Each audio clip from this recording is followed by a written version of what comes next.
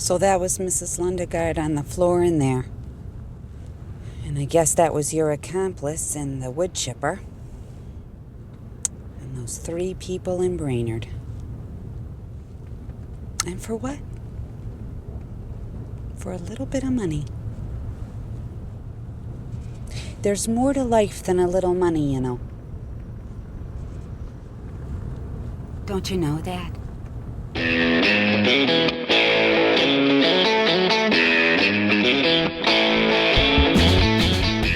Hello and welcome once again to the Cine-Files, where we are continuing our season of the Coen Brothers with our conclusion of their incredible film, FARGO. My name is Steve Morris. I'm a filmmaker and directing instructor in Los Angeles, California. Hello, my name is John Rocha. I'm a writer, producer, host, and voiceover artist in San Diego, California. And we've been so excited to dig into FARGO, and we've gotten an incredible response. It's so fun now. We're seeing comments on Spotify where people are discussing the film. We're seeing comments on Facebook, on Twitter and Instagram. And of course, one of the best places to have interactions with true Cine-Files is on patreon.com/the Cine-Files. And we could not make this show without our incredible supporters there. Absolutely. Another way you can support the show, Steve, is when you listen to us on the podcast, and if you don't have the commercial-free version and you listen to the commercials, there are codes for some of the products and services that the companies that sponsor us put out there. And if you're interested in using any of those products, please make sure you use our code. That's what helps people. That's what helps these companies come back and support us month after month with what we do. And of course, Awaken 180, the new Red raspberries have jumped on here for us, Steve, and True Diagnostic is still out there for us as well. So a lot of really great people who are sponsoring our show and supporting our show. So we'd love it if you sponsor them right back. But right now, I think we need to head to the celebrity room where Steve Buscemi, Carl, is enjoying a lovely evening of entertainment with a beautiful guest as he listens to the song stylings of the great Jose Feliciano. This is another thing that makes the film so unusual. I mean, to choose Jose Feliciano, it's a stroke of brilliance. Of course, he'd probably have a sold-out show there in the Midwest there in the 90s, in the mid-90s here, where he's still, performing and living off Chico and the Man, the theme song, living off Light My Fire, living off Have Yourself, I Want to Wish You a Merry Christmas. Like, Jose is such an interesting act. And of course, for me growing up as a Latino, this was one of those rare artists that I knew growing up in the 70s and 80s. And so it was such a smile on my face when I saw this movie the first time and he popped up. What I love is that Carl is genuinely enthused. Yes. To get to see Jose Feliciano. There's this moment, I always think about it. There's an episode of The Simpsons where Bart, Milhouse, and Nelson all steal a rental car and they end up at a show and Nelson is enthralled because they went to see Andy Williams. And he's like, I didn't think he was going to do Moon River, but then bam, second encore. I don't know why this makes me think of this moment, but we have this criminal Carl who is just thrilled to bring this prostitute to see this great show. And what's so funny is watching him trying to get a reaction out of her to be enthusiastic for this great entertainment that he's seen. You been to the celebrity room before with other clients? I don't think so. It's nice. Yeah, well, depends on the artist. Jose Feliciano, you got no complaints. Yeah, he's trying to cosplay as this kind of high roller who's got himself an escort.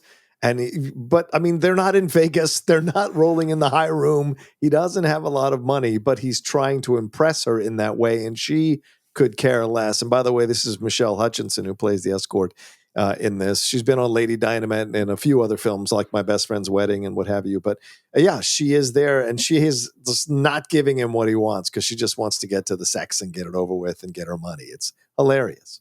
And it's also similar to what he's been trying to get out of Gaear the whole time, which is I'm going to talk, you're going to talk back. Yes. That's all he wants.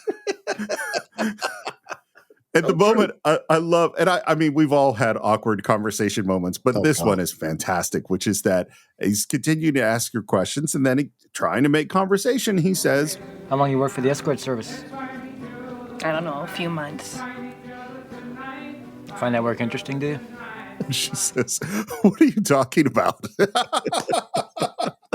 Initially she's giving him what he wants a little bit because he's like displaying everything. Have you ever been to the room? Have you been to this kind of stuff?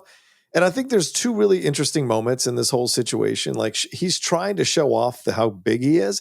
And then when he yells waiter and the waiter just walks right by ignoring him. And this is the thing about Carl. And I would not fault people who watch this movie and maybe feel a little bit of pity for Carl, because Carl clearly is a runt of a kid who probably grew up with parents who didn't love him, in situations where he was constantly bullied in school. And unfortunately, he didn't have that extra strength to figure out how to do something with his life and make money doing it legitimately. So he became a criminal, fell into this kind of world of becoming a criminal. But like the only thing he really wants is to be able to connect to someone. And the whole movie, as you point out so well, Steve, he is trying to connect with someone who will talk to him and give him a back and forth and make him feel valued.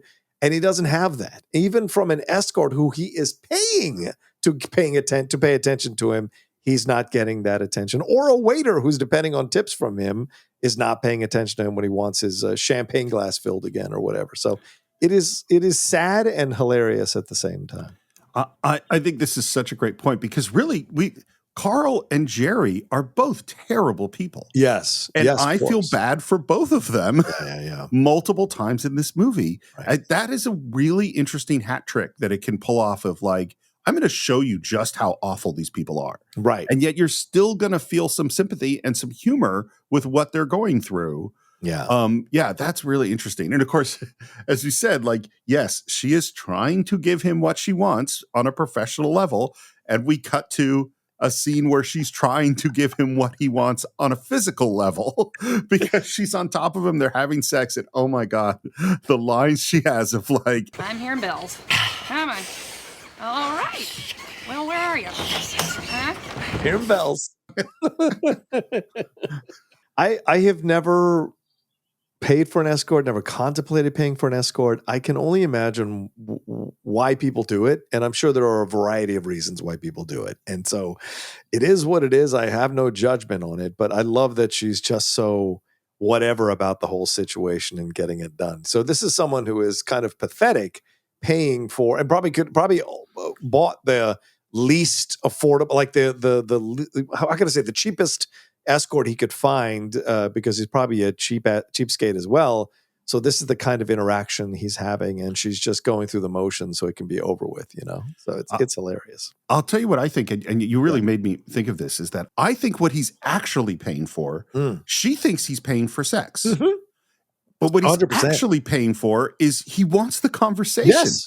If she had just done a better improv at the Jose Feliciano, he would not have so much trouble finishing his business in the sex scene. Probably not.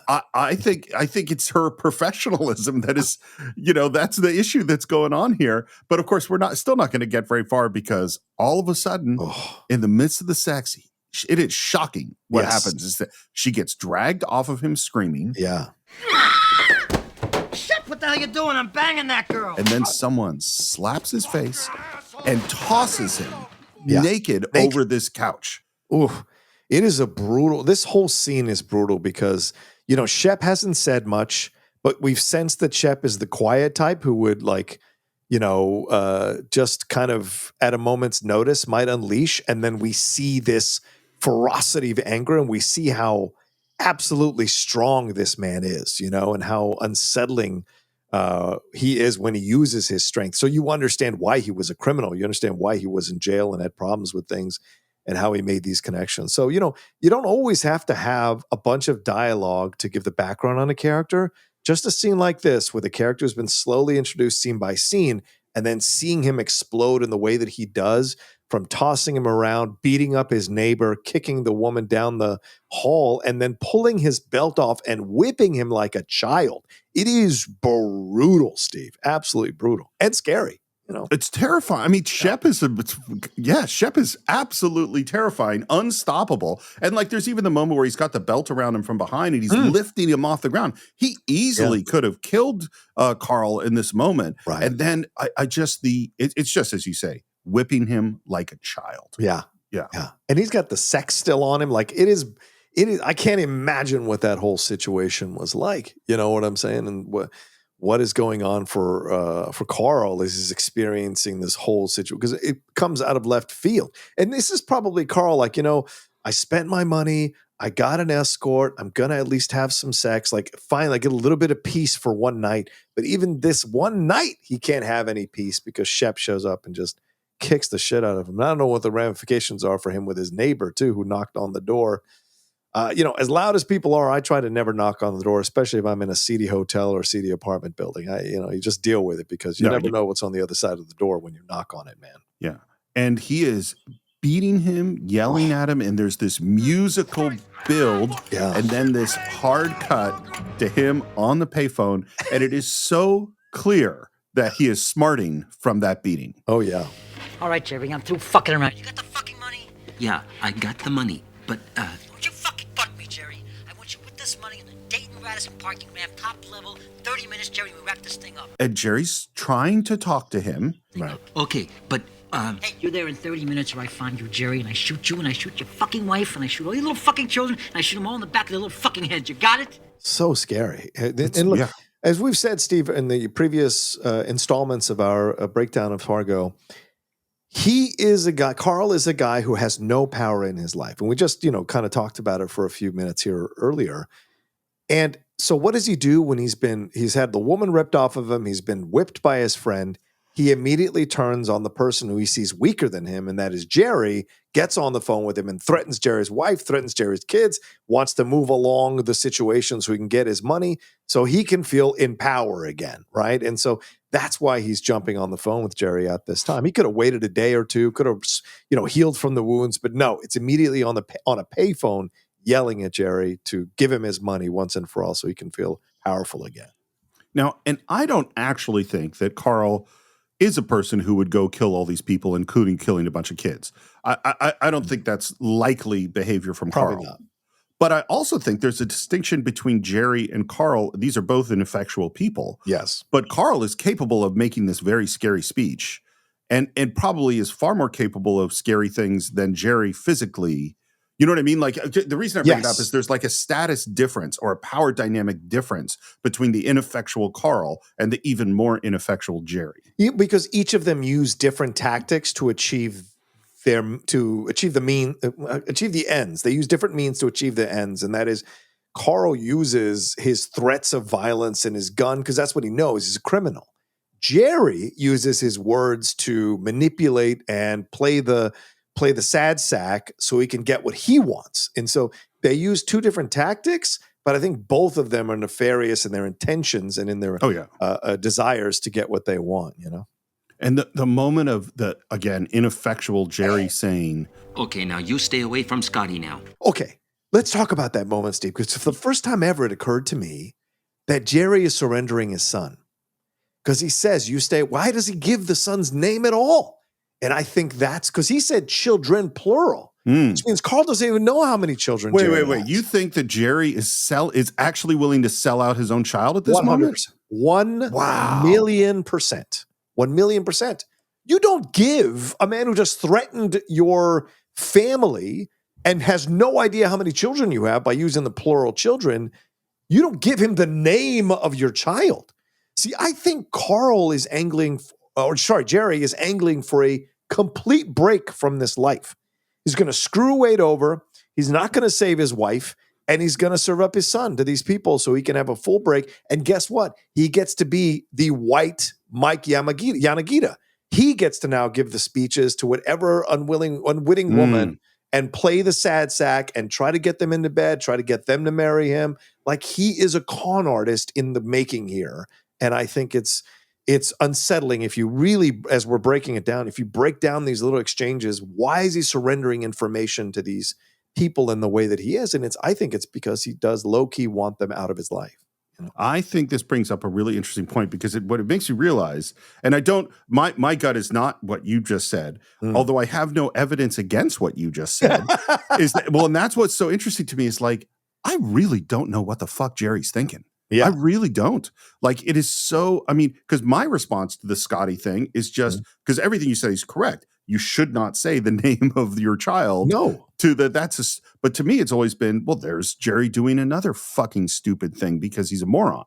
Like, I'm not thinking of it as a Machiavellian sense, like I'm going to sell out my kid and, you know. See, that's why people get over it, because they always think, oh, no, he's not. And I was thinking, no, I always think the worst of people once they go down this path, because I don't buy people who are being, oh, I accidentally surrendered all this information. No way. I don't buy it. I think in somewhere inside of you, you knew what you were doing. You just don't want to face it, you know. I think that's why you and I are different. You always think better of people than I do. Well, it's also, but there's another piece of this. Yeah. He's like, that's true. Yeah. But the other fundamental difference is I actually think you think people are smarter than I think they are. Oh, well, that's fair too. I do think people are smarter. Right. That's a fair point, Steve. Yeah. I always go to the sentence I always think of is in All the President's Men, where they're talking to Hal Holbrook and he says, you got to remember, these guys aren't that smart. That to me is so, I think from all politics today, and we won't go into it, there's so much of it. I was like, these guys are a bunch of fucking morons. Like I'm so much more willing to think that people are stupid usually than evil. And you're more willing to think that they're smarter and eviler than I'd think. Yeah, I think they're more conniving than agreed. But we also have to throw in this, and some of our listeners here might be thinking this as well. Wade is on the other line. So does he say Scotty to get Wade to go? But he's frustrated that Wade goes. So you have to ask yourself why he says Scotty's name. What is the intention? And it's not really mapped out. So it's left for us as the audience to decide why he would surrender Scotty's name when he knows Wade is on the phone with him as well, and with Jerry and Carl. Well, it also goes into the there's this investment statement of like past performance is not an indicator of future results. And that's like sort of their disclaimer that they would put everywhere. I actually think most of the time past performance is evidence of future results. Is that Jerry has in his head, I've been ineffectual all my life. Wade has never listened to me. Yeah. Nothing has ever gone the way that I've gone. But this one time, everything is going to work out and everybody's going to listen to me. And no. That is actually not going to happen at all. 100%. You should assume it's going to go exactly the way it's gone before, which is what happens because they hang up the phone. And the minute they hang up the phone, Wade is ready to go. He's putting on his parka. He's got his briefcase of money. He's heading to the car. Yeah. And Jerry's frustrated. He stands in the hallway there, throwing his arms around and putting on his boots because now he's going after to see what's going to happen here. Yeah. And just... because I know where the story is going to go, the final moment with Scotty asking him where he's going, it's like, the next time you see your dad, you are going to know what a goddamn horrible fucking person he is. Or you're never going to see your dad because he's going to take all that money, possibly shoot his wife or have them shoot his wife and take off. I don't know. But except we know that what's happening, and the next time he's going to see his dad's going to be in jail. Is what's actually that's true. That's true. Wade is driving off to this meeting, talking to himself. Practicing his lines just the way Jerry practices just lines. The way Jerry. And I think this is so great, Steve, because once again, this, as I mentioned in the first film, I know, and I saw somebody comment angrily about our conversation on Fargo and talking about masculinity. I don't know why you're listening to our show if you have an issue with exploring all the possible motives for why men and women do what they do in these films. If you are, you might be listening to the wrong show. Not that I want to guide anyone away from us. But yes, I will talk about masculinity in men on this show all the time. Here is Wade, who's been presented as this gruff, no-nonsense, old-school, toxic masculine guy from the 50s when men were men and Burt Lancaster was the paragon of virtue and all this stuff. And here he is himself talking to himself to buck himself up, to get himself in the right mindset, to make sure he says the right words to this guy to show that he's no one to fuck around with, which is the exact same thing that Jerry did before he got on the phone to talk to Wade about the kidnapping. So it does undercut that there is a fallacy to this toxic masculinity that we seem to just all accept, that some dudes are just going to be like, that's right, I'm a badass, when inside they're just as nervous or scared in different ways as anybody who isn't as much of a badass, at least outwardly in the world, we talked many times about the Dunning-Kruger effect, which is your ability to judge your ability at something is based on your ability. I think one of the places where it's most out of whack is how much of a badass do you think you are? Right, yes. Most men have a way higher opinion of their badassery than is in fact. Well, this goes to the thing I said before. If you look at social media, they absolutely do. But go ahead, yes. I mean, like I have been around a couple of badasses. Mhm. There are a couple of people who particularly in martial arts, there are a few Yeah. people was like, oh, that person can kick the living shit out of me. Like Yes. I'm not remotely in this person's league, but those people are pretty rare. Yes. There are not that many of them. Right. You know, Right. like Shep Proudfoot. I mean, but say what you want. That's a Right. scary fucking dude. You do It not is. want to fuck with that guy.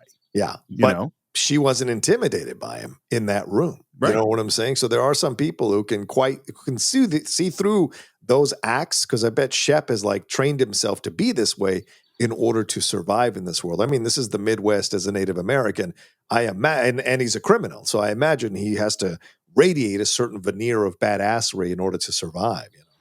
Well, and the thing is, and this is maybe too much of a digression for us, but there's this concept, and I know that the police train in this idea, but this concept of dominance is like, I need to establish dominance. Right. Dominance works for a whole bunch of stuff. It doesn't work for a whole bunch of other stuff. We see Wade is clearly dominating Jerry. Yeah. You know, and Gaear is clearly dominating Carl. So, Right. and Shep can dominate people physically. Right. But Shep can't dominate Marge. Right. Yeah. That doesn't work there. And in fact, Stan has found ways to work with Wade that sidesteps the dominance because of his expertise. He doesn't play into it. Yeah, he doesn't play into it. You know, and so and I've known. I mean, I'm sure you have too. There are a lot of dudes out there who are just like, I'm going to walk in like I'm the toughest motherfucker in the room, and I'm going to push other people around. Yeah, and frequently, and then sometimes they get called out, and we discover that they weren't actually the toughest motherfucker in the room. They're much more sensitive. You know, if you're going to push, you know, for example, if you push world leaders around to try to make sure you're at the front of some summit, and then you're crying about you know, people exposing certain things about your behavior. How much of a badass are you really? You know what I'm saying? So we're up on the rooftop. Yeah. Wade pulls up. I think this is a great setup to a situation because we have no idea where this is going to fucking go. Right. You know? Because he's not expecting Wade to show up. Who the fuck are you? And Wade, as he has done in every business deal forever, blusters his way in there, assuming he can win this argument with this penny ante criminal. I got your damn money. Now where's my daughter? And Carl is pissed. I am through fucking around. Drop that fucking briefcase. Where's my daughter? Fuck you, man. Where's Jerry? I gave simple fucking instructions. Where's my damn daughter? No Gene, no money. What I love is that Wade is 100% confident that he can win over this situation. Yeah, he gets that kind of wide-eyed look in his eye, trying to bully him with his eyes and his tone and his voice. But I think he caught Carl on the wrong night. Maybe another night, if Carl had enjoyable escort sex and was okay with this and set this all up, and Wade showed up, I don't know that Carl would have as much of a reaction. But Carl is disrespected yet again. This is the third person disrespecting him within a few hours here, from the escort to Shep, and now Jerry, by not showing up himself with the money and sending someone that Carl doesn't know. It's even more disrespect. And Wade is like, no, where's my daughter? No daughter, no money. And Carl keeps saying, is this a fucking joke? Are you guys not serious about this?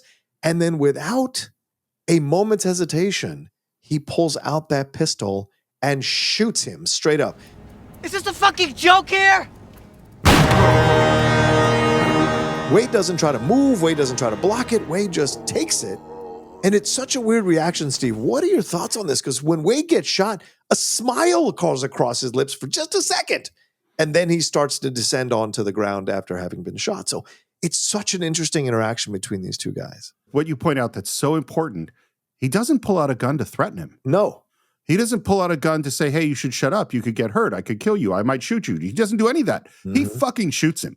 Kills him. He murders him. Yeah, then. And we had said before, when the cop was there, we had asked the question, has Carl ever shot anyone before? Yeah. And both you and I felt that he hadn't. And so I totally agree with you. Had this been another night without the Shep thing and without everything that's gone on, I don't think he shoots Wade.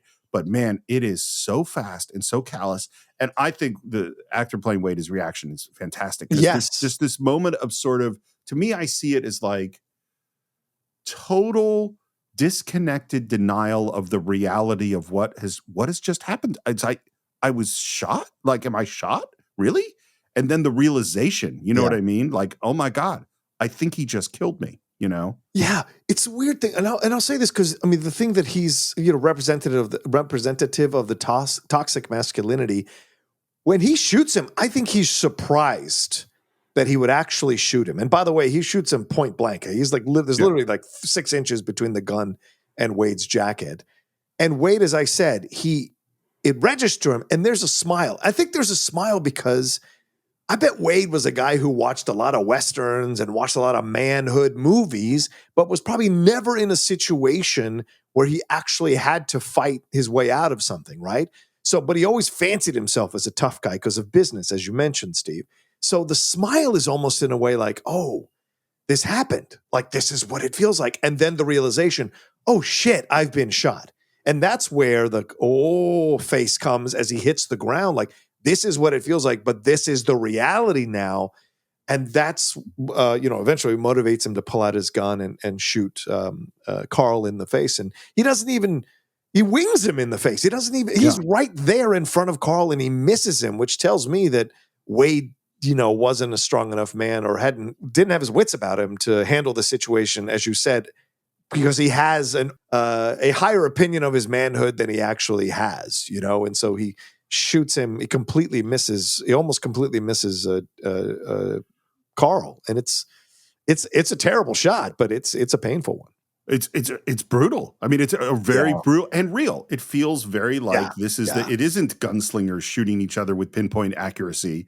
Right. It's morons who are just like muddling through. I also think, since I already brought up the Dunning-Kruger effect, I'll bring up a side effect of it, which is that there is a thing which is where someone excels or has high levels of skill in one area. They just automatically assume that they can apply that to all areas. Yeah. So Wade is a successful businessman who's been very successful in multiple businesses. Right. So naturally he's smart enough to deal with criminals and hostage situations and all those things. It doesn't ever occur to him that he is a complete novice when it comes to money exchanges and things like that. I mean, I don't know whether Wade's never shot anybody. And he goes up and just shoots Wade multiple times, killing him. Yeah, it's fascinating that Wade doesn't shoot more than once. Wade has the jump on him after he shoots him the first time because Carl falls down. And so Wade has the gun there already cocked, but why doesn't he keep shooting at Carl? And I think he's just like, he's an old man who's been shot and maybe doesn't have the strength to like lift up the gun or aim the gun or anything. And then Carl takes advantage and, as you said, murders him. Carl screams, puts the gun in his waistband, grabs the suitcase with the money, gets in the car, drives off, leaving Wade's body there.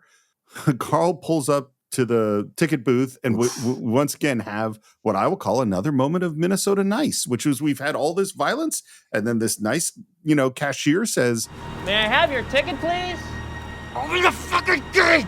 Jerry pulls up on the garage roof, sees the body, and Jerry opens the trunk of his car.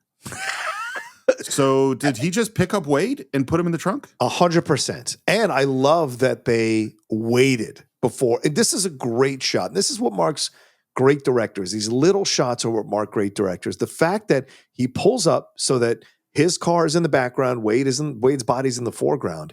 And then the next shot is behind the car and we wait for a few beats, not 1 second, not one beat. It's a few beats. And then that trunk opens and you're like, oh, fuck, this guy's going to get rid of all the evidence. This guy is so amazing. You can say they're dumber or whatever, but I think people are much more conniving than they want to admit to themselves and play dumb. And in this moment, you see that Jerry is absolutely already adjusting the plan, troubleshooting the plan, figuring out what he's going to do next. Getting rid of Wade's body is the first thing so that I don't know what he's going to do with it. I don't know how he's going to hide the evidence or where he's going to put that body. But he absolutely put Wade's body in the trunk of the car, which is scary as hell. I think, yes, I definitely think that is, he went, okay, I got to get the body. I don't think Jerry has any plan. I think when they arrest him at the motel later on, Wade's body's still in the trunk of that car.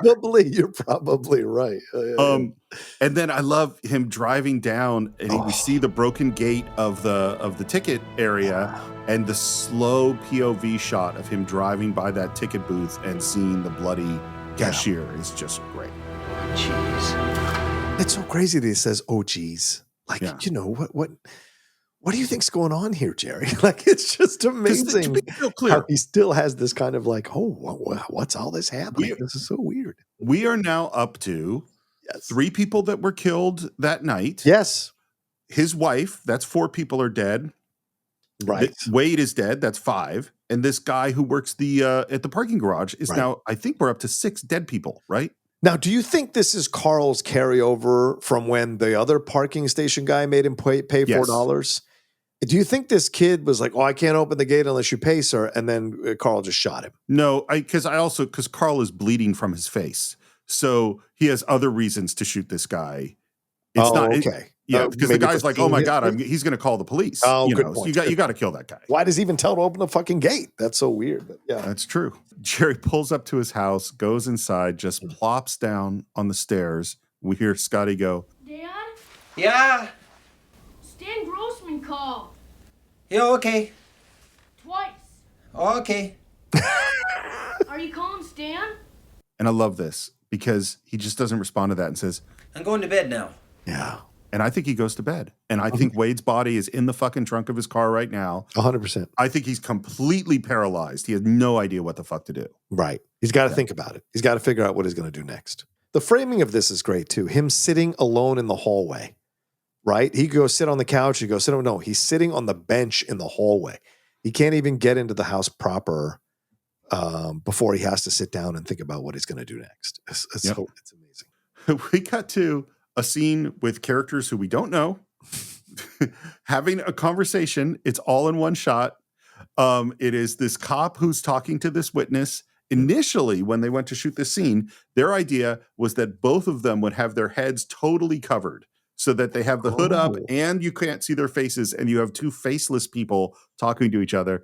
They shoot it once that way and they went, no, that's not going to work. We actually have to see people's faces for this whole scene. To me, this scene is just, it's the joy of listening to this dialogue. Yeah. That's what it is for me. Yeah. So I'm tending bar down there at Eklund and Swedlin's last Tuesday, and this little guy's drinking, and he says, so where can a guy find some action? I'm going crazy out there at the lake. And I says, what kind of action? And he says, woman action. What do I look like? And I says, well, what do I look like? I don't arrange that kind of thing. It's so funny. It's so great. It's so, because he's like, I'm not that kind of person. It's so brilliantly done, the back and forth here. He says, oh, so I get it. So you think I'm some kind of jerk for asking, only you don't use the word jerk. I understand. Then he calls me a jerk, says last guy thought he's a jerk is dead now. So I don't say nothing. He says, what do you think about that? And I says, well, that don't sound like too good a deal for him then. You got that right. I just love the dialogue. I mean, I don't have any insightful comments on the deep meaning or character development or themes and illusions here. I just like listening to them talk. Right, but just like Jerry surrendering too much information, here's Carl telling him he's out by the lake, right? And so the bartender, obviously, who's from that area, will know what lake they're at, Well, and this next bit is, let's face it, pretty damn suspicious. Yeah, he says, yeah, that guy's dead, and I don't mean of old age. And then he says, geez, I'm going crazy out there at the lake. White Bear Lake? Yeah, well, at Eklund and Swedlin, that's closer to Moose Lake, so I made that assumption. Oh, sure. And again, we hear he's a little guy, kind of funny looking. Yeah. Cut to Carl's car parked by the side of the road, and he is looking through that briefcase full of money and seeing, John, there's a lot more than $80,000 in there. And that's great because it adds more of the potential for, like, if they had just made different decisions. And that's what makes a great movie, a great thriller, a great noir, is like, if these people in critical moments had just made better decisions, they could have got away. They could have survived. They could have come out ahead. Oh, yeah. But they don't. And that's what makes a great movie, right? That kind of stuff. Maybe don't say you're staying out by the lake when you've kidnapped someone, and killed someone. Like, maybe these don't are murder bad someone, because they'll be looking for you for sure. Yeah. And let's be real clear. Buscemi looks terrible. I mean, his face is covered in blood. He's stuck like paper towels to stop the bleeding. Yeah, his hands are covered in blood. The money's all covered in blood. Yeah, like it's a nosebleed or whatever. Yeah. And he basically he pulls out the $80,000 because he wants to keep all the rest of this money for himself. So he runs out of the car, makes it over to the fence, digs a hole in the snow with an ice scraper in his bare, bloody hands, And then he puts the case in the hole, covers it with snow. And I'm just going, this is the worst plan. I mean, John, you've gone on long drives in the middle of nowhere. How the fuck would you ever know where this is? Yeah. No, 100%. I would never do this. This makes no sense. Right. But I mean, this is him thinking on the fly. Carl's not necessarily the smartest guy. He likes to fancy himself as, the point person with him and Gerard, but like he's not the smartest guy. So this impromptu decision, anybody could find this. Anybody could come across it. The snow could melt. Like there's all kinds of things that could happen before he gets back to this. And there's no guarantee that he won't be followed. So it's just like there's so many factors here that he's thinking will work out for him. Yeah. And again, the biggest one, you will never find this particular spot again. And I love the moment like, you stuck the ice scraper in, it's sticking up. And it's like a little breeze knocks that ice scraper open. Yeah. It's just like and it just as proof of how like completely nondescript this area is. Yeah. Here's how they shot it. Again, they had to make all this snow because they've got snow made on this run. And all they do is they do one take and he makes footsteps and digs a little hole. And then they move 10 feet further down the fence and they do take 2. And then they move 10 feet further down the fence and do take 3 because it all looks exactly the fucking same. Yes. Which is why he's never going to find this money ever again. Yeah. Which is great because they make that clear to you as he looks to the left and looks to the right and it all looks exactly the same as you said, Steve. Yeah, for sure. Cut to Marge in the hotel room after, I think we're still down in Minneapolis. Yes. She's obviously talking to a friend. But you think he's all right? I saw him last night and... What'd he say? Well, it's nothing specific he said. It just seemed like it all hit him really hard. His wife dying. His wife? And this is it, John. This is this totally weird. We are now going to find out that whole scene was bullshit because he was never married to this woman, Linda. Yeah. And that Linda is still alive. He was bothering Linda for about a good year. Really pestering her. Wouldn't leave her alone. And watching Frances McDormand react to this. Yeah. So, they never... No, they never married. Mike's had psychiatric problems. Because it totally convinced me that scene. I was 100% convinced that this poor sad guy had this crush on her and was married to this woman who died of leukemia, and that's not true. And then she says, like, he had psychiatric problems and he lives with his parents now. And there's a lot here for her to take in and consume because now she feels betrayed, right? Because she may have come into that situation wanting to flirt with somebody and whatever. It doesn't mean she's a bad person. It's just, kind of feeling wanted or a little bit. It's everybody in relationships has those moments and it's nice when you have them if it's safe and you don't act on anything. But like she had this and then it completely turned and now she had all this sympathy for him because of what he went through. And so it turned into something completely different. And so she's talking to her friend and just expressing her sadness for Mike. And then all this stuff that she thought she knew about this guy and that she gave him her sympathy and her empathy and care in reaction to him.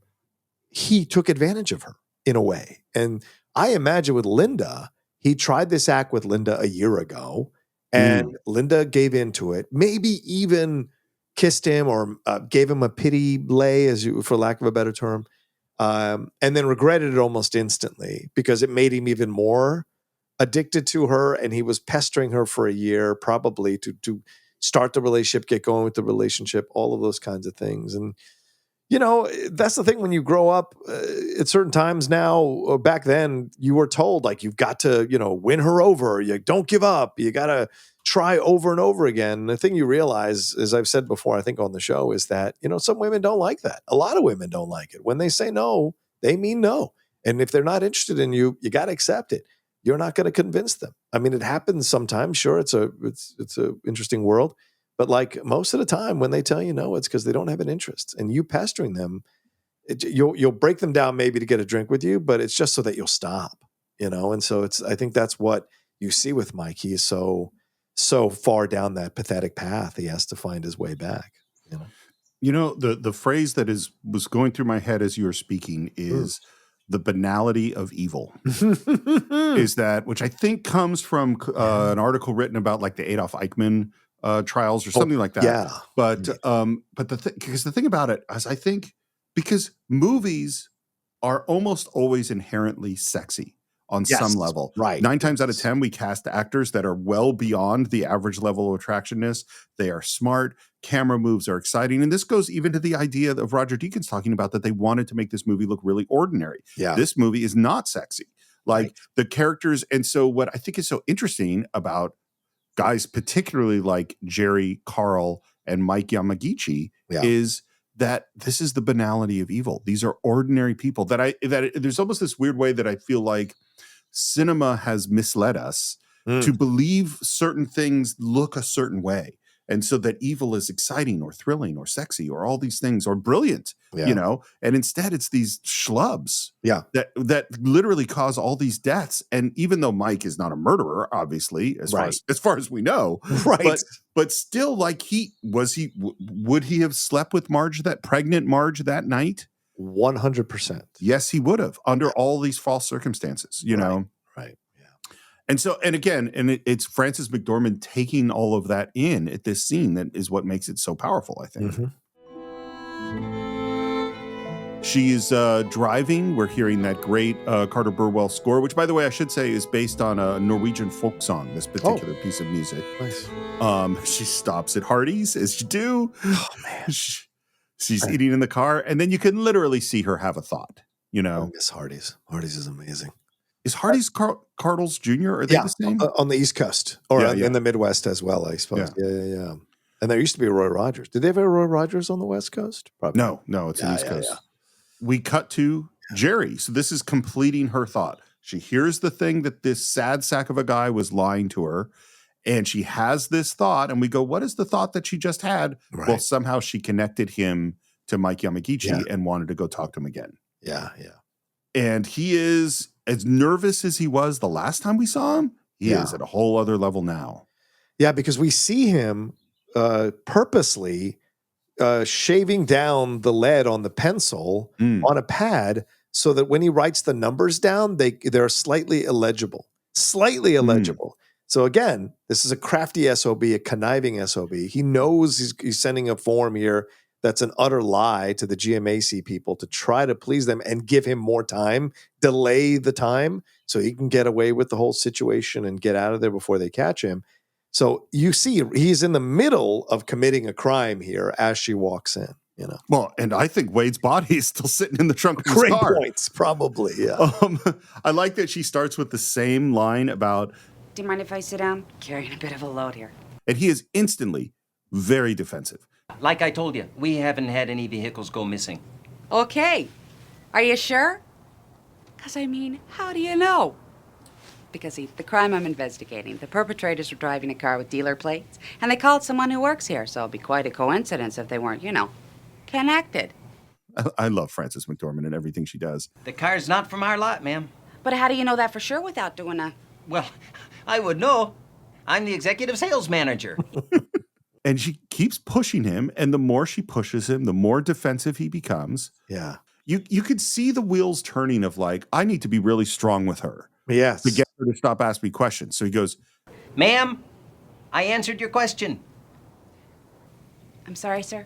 Ma'am, I answered your question. I answered the darn... I'm cooperating here. And there's no... So a thought occurs to me as we talk about this scene, right? Because Marge is putting on an act as well. Oh, yeah. Just as Mike put on an act, just as Jerry put on an act, just as Wade put on this masculine act. So a lot of these people in this world, and this is, I imagine, is the point of the Minnesota Nights thing, a lot of these people put on an act to hide who they really are, right? But Marge is doing it in a police capacity. You can say it's an official capacity, right? Even Carl is putting on an act for an escort at the Jose Feliciano concert. So, like, the film is littered with people putting on acts in order to achieve something. Her goal here is to get the information and the truth out of Jerry because now she suspects him because of Mike Yanagita. But, like, the situation in the back and forth here, she's initially playing the whole, I don't know, playing all of that. But then when he snaps at her, You see all the niceness slide right out of Marge's face, and she is like, the fuck you say? And you can tell by her face, you know, and I think that's so great. Now you're seeing the real Marge, right? There's a nicety that she puts on to get through life and deal with the dumb men that she works with at her job. Not all of them, obviously, but Norm and others. But here in this moment with Jerry, I think there's remnants of Mike fooling her, and now Jerry's trying to fool her, and she is done with it. And now we see the real Marge, the don't fuck with Marge type Marge, and I think that's great. Well, and I think you're totally right too. In this, I don't think that she thought about the Mike Yanagita story, thought of Jerry, and therefore concluded that he is behind these grisly murders or anything like that. I don't think she was thinking that. Not that far, no. I think she was going, yeah, something weird's going on here. But now that Jerry's being so defensive, this is getting a lot weirder. I think she sensed that he might be lying to her, but I don't think she knew to the extent. And I think this is where it starts to reveal itself because of his behavior. Well, heck, if you wanna play games here, I'm working with you on this thing here, but okay, I'll do a damn luck count. Sir, right now? Yeah, right now. You're darn tootin'. This is very similar to Carl yelling at Wade on the rooftop, right? Because he says to him, if you want to play games, Carl said to Wade, you think I'm fucking playing games here? Am I playing a game? And so you see that there's as you were connecting the two earlier in this particular episode, brother, and this is even more evidence of how connected Carl and Jerry are, because they both react when they're pressured. They're both reacting the same way, which is overreaction, emotional outburst, bordering on childish tantrums, and then, committing an act. Carl commits the act of killing Wade, and Jerry's about to commit the act of fleeing the scene. Fleeing the interview, rather, as Marge is about to say over and over again, which I think is great. So he's like angrily putting on his parka and grabbing his hat, and she's kind of going, "What the hell's going on?" I love at the end. I'm sorry, sir. What the Christ? Like, and then so he heads out to ostensibly do an inventory count, and she sits down and she's kind of looking around the room, sees the picture of the wife, looks at some of the scribbled numbers, which I think are those VIN numbers from the loan. Yeah. And then she sees him driving off the lot. For Pete's sake, he's fleeing the interview. He's fleeing the interview. So great. I love the moment when he looks at the picture of the wife, right? Because she almost has a smile, like it's an interesting disconnect. Because she sees the picture of the wife, and they stay on Frances McDormand's face, and she has a smile and a tilt of the head, as if like, oh, she seems like good people. You know what I'm saying? And here she is suspecting this man of something, not quite sure what it is, but then is still able to appreciate this Olin Mills shot of his wife there in the frame, which I think is, again, another way that you can keep this character as a good person in this crazy world of Fargo, because she is nice at heart. Yeah. And then that's when she looks up and then notices as she looks through the window that Jerry is fleeing the scene of the crime. So these little character beats are really, nonverbal character beats are really smart by great filmmakers to give more levels to the characters that they have. 100%. We cut to Gaear sitting in his long underwear, watching nothing but static on the TV. No, there's some program behind the static. It looks like a talk show or something. But yeah, we can hear that they're having the back and forth. So he's just like one of these housewives sitting in the middle of the day watching like something like this, which I think is hilarious. So I don't know if I think it's a soap opera or something that he's watching, but he is like engrossed in it through the static, which is great. Yeah. And the door opens and in comes Carl looking horrendous and covered in blood. I am certain he thought about this line 30 miles ago that he was going to say when he walked in. You should see the other guy. Just like Wade, just like Jerry. I agree with you, Steve. There's probably a scene they shot where Carl is in the car practicing what he's going to say to Garrett. It's so true. And then he notices Jean's dead body on the floor. Fuck happened to her? She started shrieking, Jesus. And there's no sadness over this additional murder. Carl couldn't give two shits at this point. Puts the money down. Here's how we're going to split it. You could have my truck. I'm taking Sierra. And he wants to be just out the fucking door. Right. Garrett doesn't like this deal. We split that. How the fuck do you split a fucking car, you dummy? With a fucking chainsaw? One of us pays the other for half. Which perfectly reasonable business deal. I believe that actually would be fair. Hold on. No fucking way. You fucking notice this? I got fucking shot. I got fucking shot in the face. I went and got the fucking money. I got shot fucking picking it up. I've been there for 36 fucking hours. And he's done. He's laying down the law, and he thinks he has all the power. He goes, I'm taking that fucking car. That fucker's mine, you fucking asshole. You know, I've been listening to your fucking bullshit all week. I love that line so much. When he hasn't been talking to him at all. Yeah, exactly. That Carl's put in his brain these other responses that were never there. Yeah. And then, and again, he's totally planned this out, and it goes back to what you were talking about masculinity, because he goes, "Are we square?" Yeah. And then he shows him the gun and asks again, "Are we square?" Yeah, you fucking mute. And Carl thinks that he's won. Oh, and also says, "When I see your friend Shep Proudfoot, I'm gonna nail his ass." Yeah. So not only does he insult him, not only does he try to work out a deal that's in his favor, he also threatens his friend. I don't know what this moron thought he was doing in this moment, because again, as I said earlier about like these noirs, he has way more than the cost of the Sierra sitting in a fucking basket, sitting in a suitcase in the middle of the snow that he's going to go get. But again, it's just like the $4 at the parking garage. If he wasn't such a cheap asshole, he'd have gotten out of this whole situation with way more money.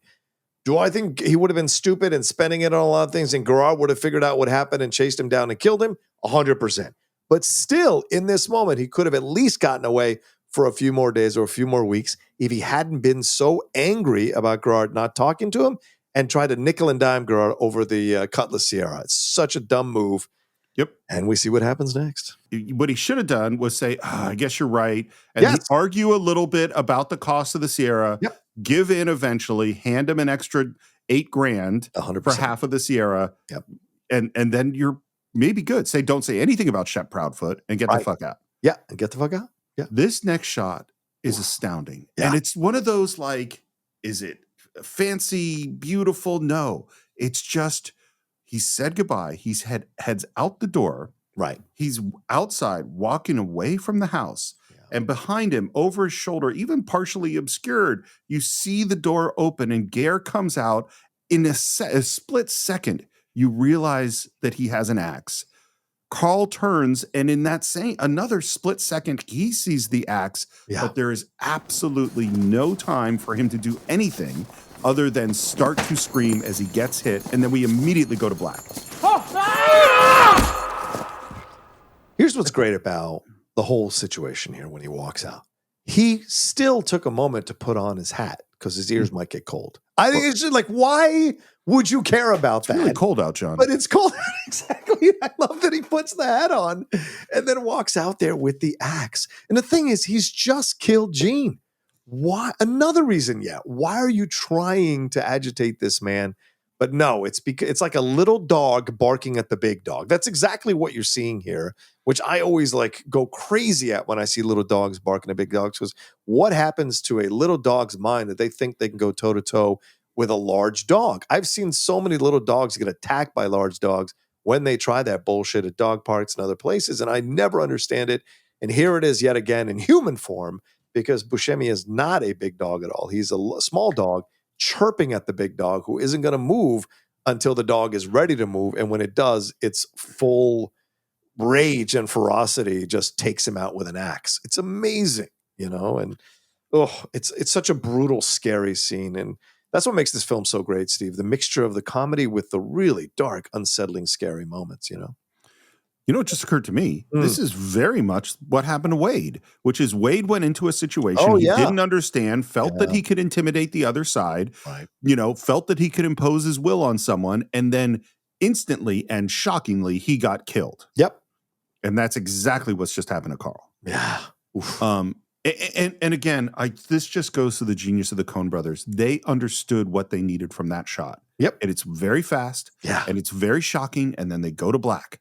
And it's haunting because I think what's haunting about that shot, and again, it's very similar to the death of Wade, is that there's just this like, oh, everything can turn in a second. In a second, you can be dead. And we as the audience, we feel helpless. Like we see the axe coming before Carl does. Yes. And so by the time Carl turns around, it's too late. Where it's like, oh my God, even though Carl just finished murdering someone a few hours ago, it still unsettles us that he's going to go down by axe, which is somehow so much more brutal, you know?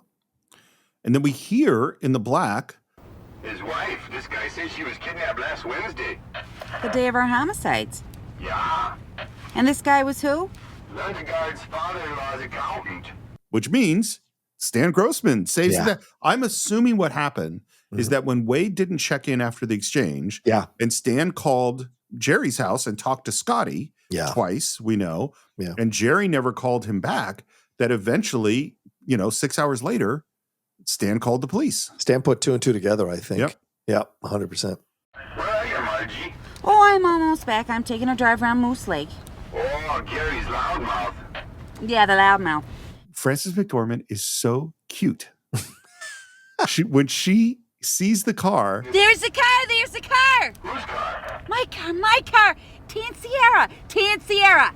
She's just so happy and excited. Yeah, when I first saw the movie, I was like, this is too much of a coincidence, right? But I always forget the scene with the dude saying the loudmouth and the Bear Lake or whatever. Moose Lake, yeah. Yeah, it was such a, sometimes when I watch movies, those scenes kind of get lost in my mind because they seem like toss away scenes, but no, those are actually important scenes that yield some results. And sure enough, when you watch it again, she's driving around that area because that other sheriff gave her the information. And so she's just doing her due diligence and just sees the car randomly because she's looking for it, She parks, and the cop she's talking to on the radio says, "Okay, careful, Margie. I'll send a couple cars." And she gets out and closes the door. And I think the movie at this moment becomes really scary. Yes, it does, because he just chopped a dude up with an axe. And she doesn't know what she's walking into. We know what she's walking into. Right. We've gotten to say, even though Gaear hasn't said very much this whole movie, like he's the scariest dude in the movie. Yes. I mean, I think he's scarier than Shep Proudfoot because we just don't even understand Gaear. No, Garrett is scarier, 100%. Yeah. And so she's walking up, this nice pregnant lady who we've just come to adore is walking towards this psycho killer. And she's coming up through the trees on the snow. We hear the sound of some kind of machinery. We don't know what's going on. She walks quietly up towards this house. And by the way, this is one of the few tracking shots in the whole movie. Most of the movie, the camera is still. Now the camera is moving with her. She pulls out her revolver, and that machine sound, I don't know what it is, but it's getting louder and louder. And then we see her move out from behind a branch, and she sees something. And still we don't know what she sees. And she makes a face. Yeah. And then we see her POV as she's coming through the trees, and there's just... the first thing we see just doesn't, I don't think it visually makes sense because you just see this long streak of red in the snow. Yeah. And it's sort of like, well, what can that be? And then we see Gaear standing at the wood chipper with red pouring out of the wood chipper. And I think we figure it out. Yeah. Pretty quick. She comes forward, gun drawn, and we see now he's pushing something down in the wood chipper. The music comes in, and we realize that thing he's pushing down into the wood chipper is a foot. Yeah. She raises her gun, and she calls out. But the wood chipper is so loud that he doesn't hear her at first. Yeah. And just, it's perfectly practical. What he does next makes perfect sense. He's having trouble getting the ice-cold, rock-hard, frozen shin bone and foot into the wood chipper, so he grabs a log, as you do, force it down further into the wood chipper. Just makes sense. It's such, this whole scene, I mean, if you talk about plussing things in movies or in TV shows and what have you, the axe chopping moment was so horrific for us watching it. And then to plus it by having him use a wood chipper to get rid of Carl's body. And by the way, I only noticed it this time for the first time. There's still parts of his body on the ground under a tarp that you can see. Right? I've always also been so focused on the leg. This time around, I think because my TV is a little bit bigger than when I watched it when I was younger.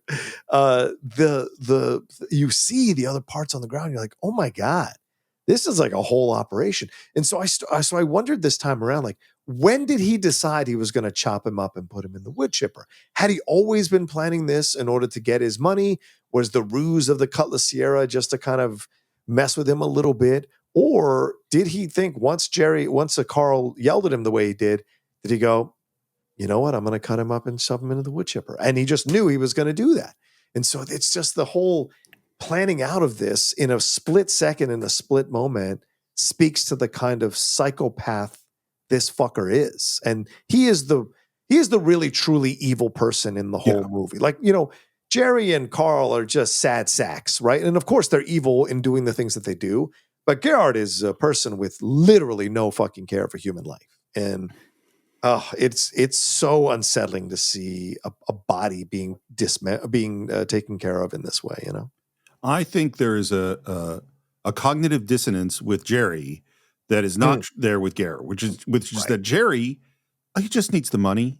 He's not really thinking about the consequences of I think in his mind, he's just going to do this little embezzlement thing, and he's going to get the $1 million, and then he's going to go back and live happily with Gene and Scotty, and except now he's going to have a lot of money, and then eventually Wade's going to die, and he's going to live happily ever after. I don't think he's thinking. It's in fact his inability to see all the fucking consequences that his choices are making is part of what makes him such a terrible person. Exactly. Whereas I think I don't have I don't know for sure, but my feeling is that Gaear, I think his brain is empty until he makes the decision to do the thing, and then he 100% knows what he's going to do next and does it. Right. You know? 100%. Yeah. And you could argue a state of arrested development because he's sitting there watching a soap opera, which he probably did when he was, young and always did this, and this is his way of just kind of working through his life, Yeah. She yells police again, and this time he sort of hears her, turns over, sees her. I love that she gestures to the badge on her she hat. points at the badge. Yeah. And he just takes off running across this frozen lake. Yeah. She fires at him, misses the first time, then hits him in the leg, and he goes down. By the way, totally small thing, but we see the price tag on the boot as he goes down. That was not intentional, but it's very common because frequently when you're buying costumes, you go to the used clothing store and you get like 10 different pairs of boots, and you're going to probably return most of them that you're not going to use.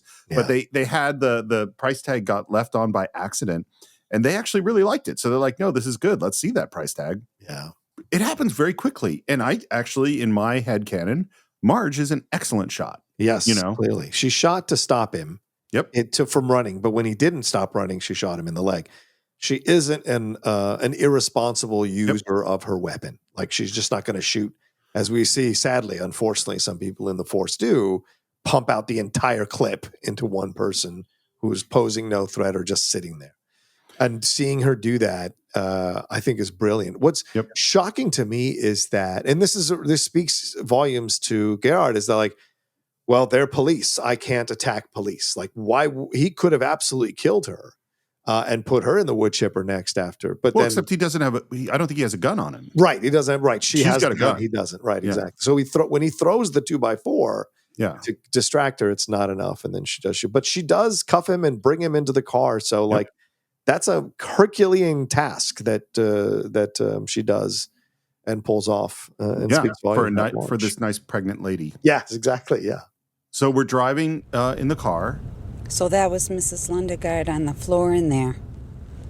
And I guess that was your accomplice in the wood chipper. And those 3 people in Brainerd. And for what? For a little bit of money.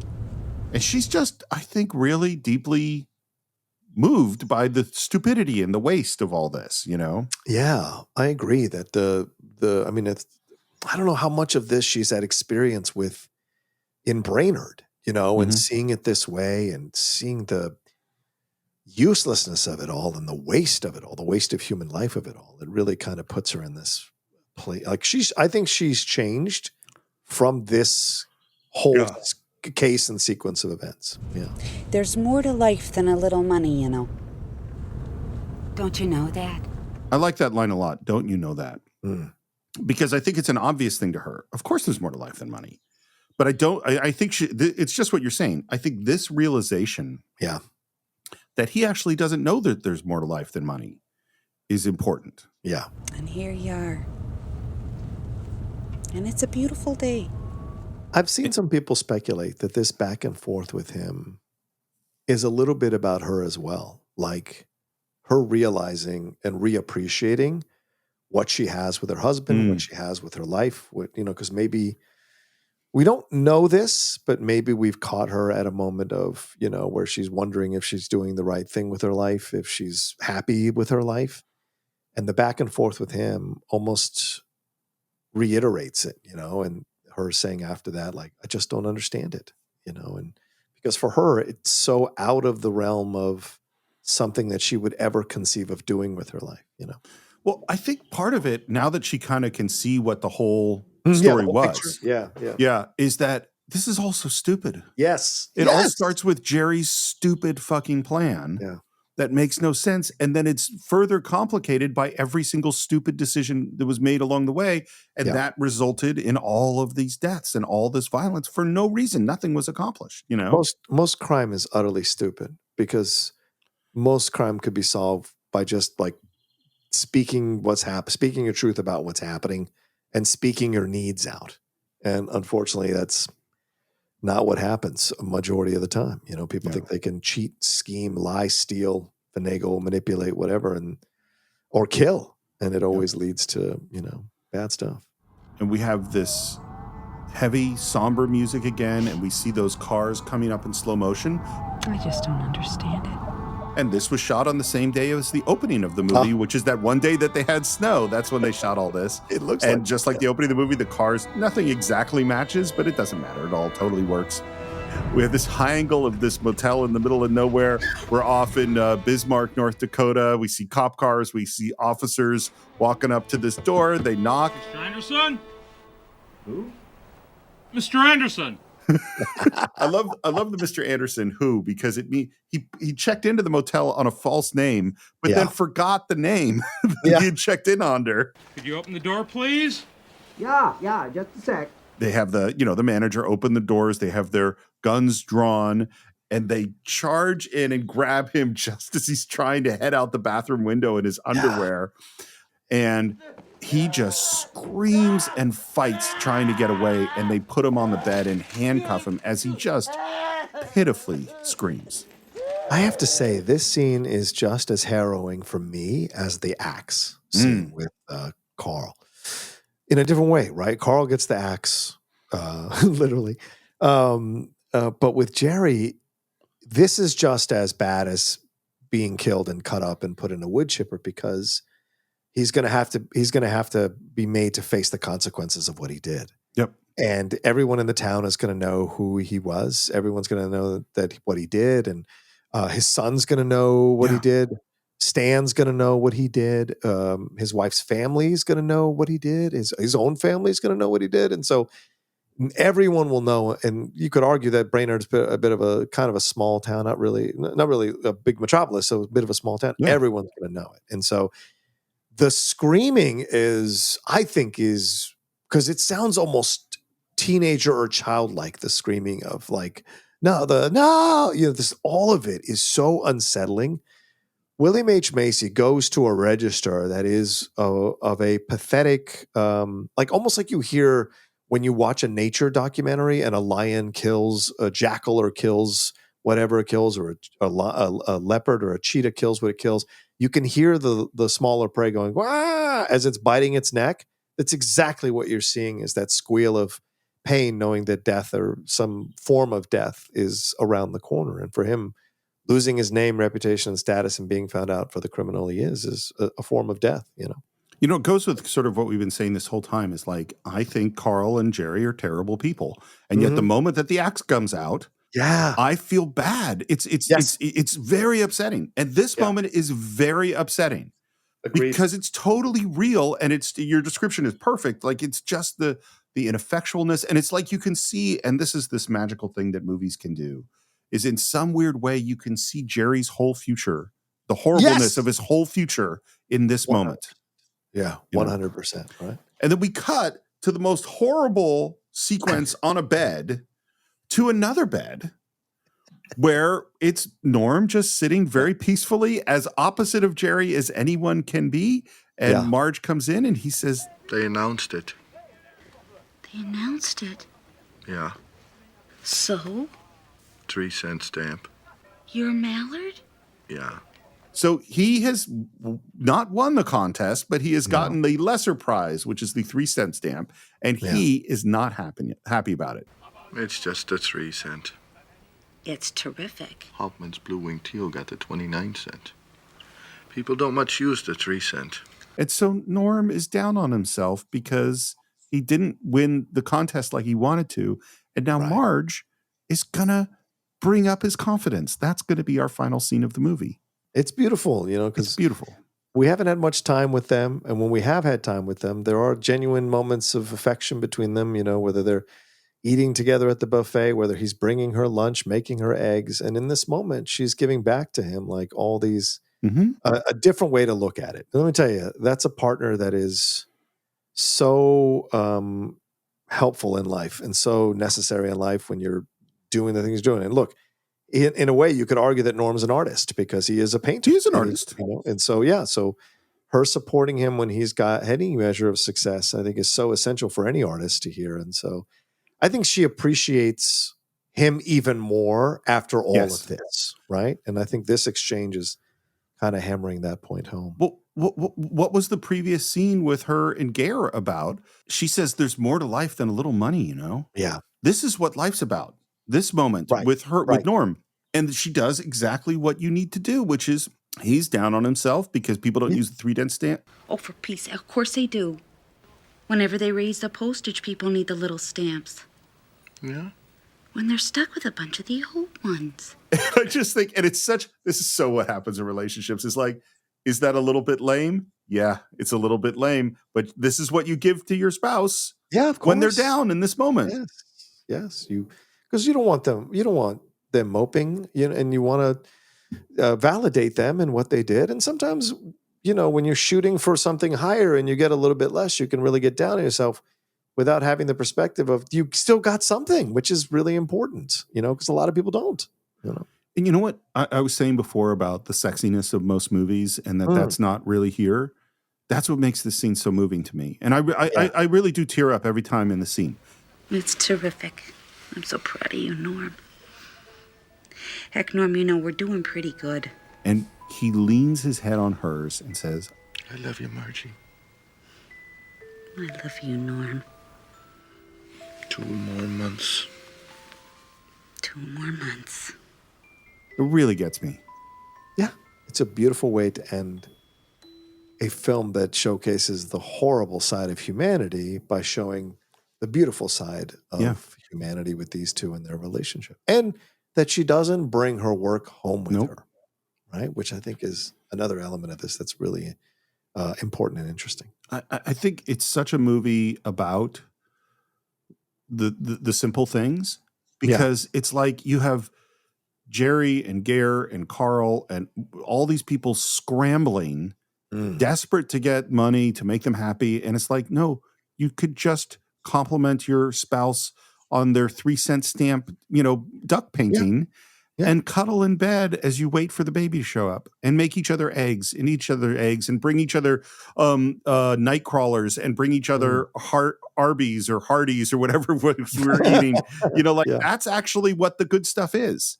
That little scene in the car where she says, oh, you don't know that money's not everything and it's a beautiful day. That's the point of this, you know, of what's going on here. Yeah.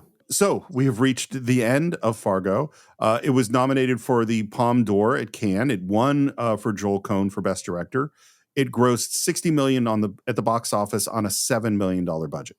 That's amazing. Huge success. It was Siskel and Ebert both called it the best movie of 1996. Ebert ranked it as number 4 of all of the 90s. Wow. Yeah. That's amazing. And there are a lot of good movies in the 90s. Let's be real clear. Yeah, there are.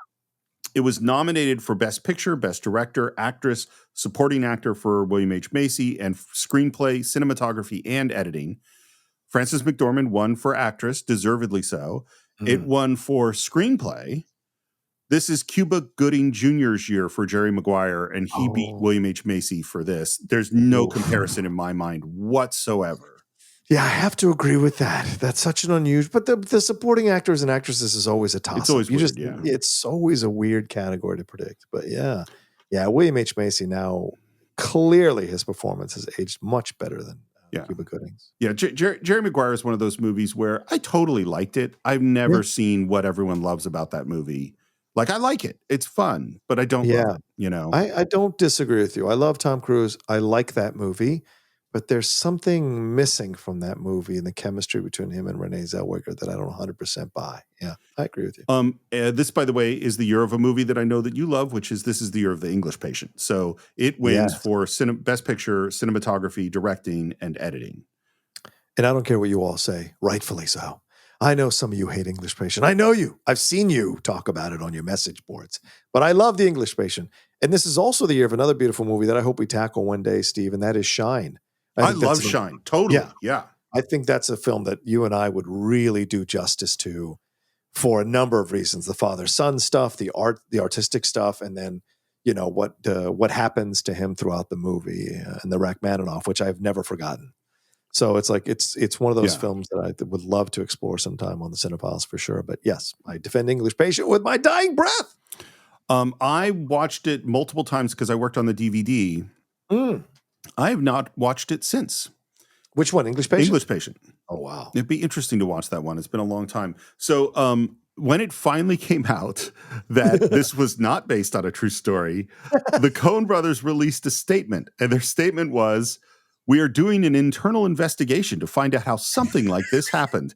And trust us, it will be an intense internal investigation because we want to assure our public that they can expect quality entertainment from us in the future, and we assure them nothing like this will ever happen again."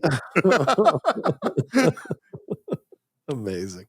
So I'll give my final thoughts first. Oh, sure. Here's the thought that really occurred to me is that to some degree, the really great movies aren't like anything else. It's like we could say Citizen Kane, and you and I will both argue that Citizen Kane is the greatest film ever made. Sure. And you would think a movie that's groundbreaking would have all these imitators, but it really doesn't. Citizen Kane is like Citizen Kane. There isn't another movie like Citizen Kane. I don't think there's another movie like Fargo. I think Fargo is what it is. It is there's no movie set like this. There's no movie that has sort of the structure like this, that weird combination of really brutal humanity and scariness and humor in this Minnesota Nice thing. I don't think there's a hero like Marge Gunderson anywhere else in all of cinema. I think these performances are totally unique. I think the approach of it, and I think if you went to a studio executive and said, "Here's the movie I wanted to make," and showed them the script, they wouldn't know what the hell you were doing. It's like only someone. That's why this isn't financed in the studio system. It's financed through Europe, and it's in this complicated way, shot for a low budget. It doesn't look like any other movie. It doesn't feel like any other movie. The characters aren't like any other movie. It is its own thing. Now, there are movies that are not their own thing that are still great films. That's certainly true. Like Jaws is a movie where it is like a lot of other movies. It's also unlike a lot of other movies. This movie it exists in its own place. And every single time I watch it, I have a ton of fun. I'm very disturbed. Yes. I love the characters. Mike Yanagita gets me sucked in every single time. Like every time I'm like with him, but I had to remind myself that he's lying. Like it is an absolutely fascinating movie, top to bottom. And this is why I'm thrilled that the Coen Brothers exist. What are your thoughts? This was so great to revisit this movie with you and do it here on the Cine-Files, because I'll be honest with you, this is not one of those films I run to watch because it really does unsettle me. It's one of these films that pierces through what we watch in movies as like, oh, this is a noir or a caper film or a crime film or a thriller. This one cuts a little too close to reality. This one feels like it could be real, which is why, based on a true story, people didn't question it for years until it was finally exposed, because the story and the way it's laid out here, and you could argue this could have been one of the first movies that sparked the true crime fascination that we've had for decades now with people that has grown and spawned into these massive podcasts and shows. I mean, Dateline, all of that stuff is a cottage industry now. But this film feels like you're watching, in essence, a dramatization of an actual true story, because some of the actions here are human, are tragic. There are so many decisions that could have been made that changed the course of this movie for all of these characters that weren't made. And so there's a overwhelming sense of tragedy around this movie as well, and heartbreak of what could have been, but also showing you like your fellow human being might be more insidious, might be more manipulative, might be more conniving than you want to admit. So it's a film that is unsettling in a lot of ways beyond the horror movie sequences, like the acts and whatever it's what humans are capable of. And that is something that is probably more scary than any scene in a horror film. And this film really captures it well. Great direction, great writing, great performances, and all of that mixed into it as well. So that's what we think of Fargo, and we'd love to hear your thoughts and your thoughts in general about this season of the Coen Brothers. You can always visit us on Facebook by doing a search for The Cine-Files. It's Cine_Files on X, The Cine-Files Podcast on Instagram. Check us out there. You can subscribe to the show at all the usual places. And if you have subscribed on Apple Podcasts, please leave us a review. They're very, very helpful to the show. Take you only a couple of minutes. And you can also leave your comments on Spotify. Comments on YouTube are also fun. You can buy or stream Fargo along with every other film we've ever done at cinephiles.net. And you could support the show at patreon.com/thecinephiles, where you can get ad-free versions of the show, access to our Cine-Files shorts. We just did a watch-along of Raising Arizona. That's exclusively available on Patreon. And you can also join our Cine-Files advisory board. And of course, if you want to reach me, the easiest place is on Twitter at SRMorris or SRMorris1 on Instagram. John, how would people reach you? You can always reach me at The Rocha Says on Twitter, Instagram, TikTok, The Outlaw Nation on Twitch, and my YouTube channel, youtube.com/John Rocha Says, where you can see all the stuff I've got going on there, all the big shows that are happening there on the channel. And I think that's it for this week. And this will also conclude our season of the Coen Brothers. And we're going to be coming back. Our next movie that we're doing a deep dive on, we are returning to the MCU because it has been 10 years since the movie Ant-Man came out. So that is Ant-Man next time on the Cine-Files.